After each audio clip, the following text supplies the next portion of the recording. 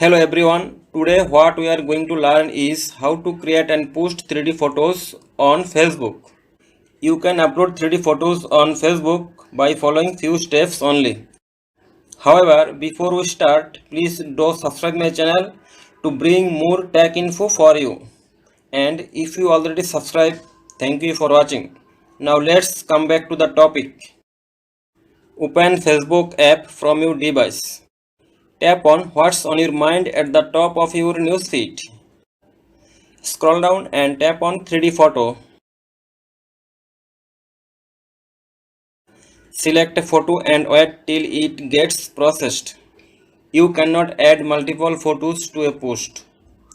Only one 3D photo can be shared at a time.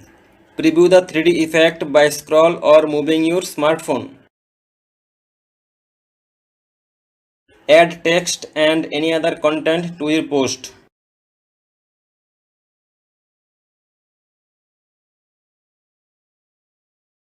Finally, tap on the post button to share your 3D photo.